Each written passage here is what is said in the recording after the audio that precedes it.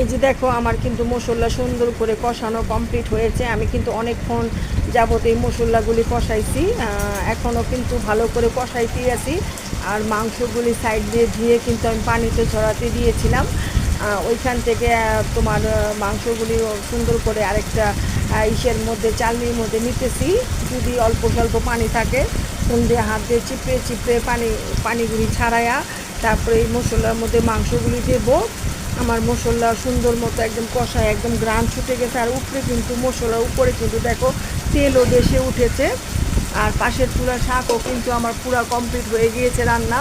আমি এই ঢাকনাটা ঢেকে দিলাম কড়াইটাকে। আবার একটু আসলাম যদি তলানিতে লেগে যায় মাংসের মশলা, সেই কারণে সেটু লাড়া দিচ্ছি ভালো করে। আর সাইডে যে মশলাগুলো লেগেছিলো সেগুলোও কিন্তু আমি কাঁচায় কাঁচায় দিচ্ছি সুন্দর করে। আমি মশলা মাংসের বা তোমার মাছ ভুনাও করলে সেই মশলা অনেকক্ষণ কষানোর পরে আমি মাছ বা মাংসটা ঢেলে দিই। এভাবেই সবসময় আমি রান্না করি।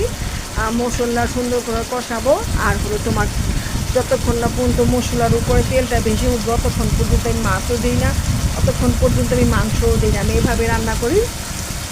দেখো ভিডিওতে হয়তো ভালো মতো বোঝা যাচ্ছে না, কিন্তু আমার কিন্তু মশলার উপরে তেল চলে আসছে, সুন্দর মতো তেল চলে আসছে। তেলগুলি বাঁচতেছে সুন্দর করে, বলক আসতেছে, আর একটা সুন্দর একটা গ্রান ছুটছে মশলার। তোমরা তো হয়তো বা ছবি দেখে বুঝতে পারবে না, তবে আমার মতো অনেকক্ষণ সুন্দর করে কষিয়ে যদি মাংস রান্না করো দেখবে এই মাংসটা খেতে খুব স্বাদ লাগে, ভালো লাগে। আর এই যে দেখো মাংস ধুয়ে আমি ঝরায় রাখছিলাম, এখন মাংসগুলি কিন্তু মশলার মধ্যে ছেড়ে দিচ্ছি। এই যে দেখো এই স্ট্রেনারটার মধ্যে আমি সবসময় মাছ মাংস ধুয়ে ঝরাইতে রাখি সুন্দর করে, তোমার ঝরিয়ে রেখে। আর এই যে দেখো এখন হলো আমি সুন্দর করে মাংসটাকে লাড়া দিয়ে দিব, যাতে হলো মাংসটার ভিতরে তোমার মশলাগুলি ভালো করে ঢুকে। আর আমি কিন্তু এখন পানি দিচ্ছি না, কারণ মশলার আর মাংস দেওয়ার পর মাংস থেকে কিন্তু মাংস থেকে সুন্দর মতো পানি বের হয়, অনেকক্ষণ কষানো যায় ওই পানিটা দিয়েই। তাই এখন পানি দেবো না, এখন সুন্দর করে লাড়া দিয়ে মশলার ভিতরে ভালো করে ডুবিয়ে দিচ্ছি মাংসগুলিকে। ভালো করে সুন্দর করে ডুবাচ্ছি যাতে মশলা আর মাংস একাকার হয়ে যায়। কিছুক্ষণ পর দেখবেন আপনি এই পানি উঠে যাবে। 2-5 মিনিট পর লাড়াচাড়া দেওয়ার পর মশলার মধ্যে মাংস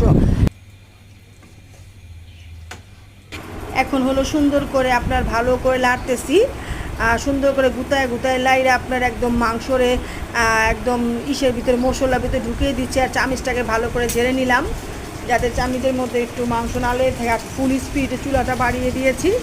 তো বন্ধুরা আজ এ পর্যন্ত, যদি ভালো লাগে তাহলে সাবস্ক্রাইব করে পাশে থাকবেন। আলহামদুলিল্লাহ, খোদা হাফেজ।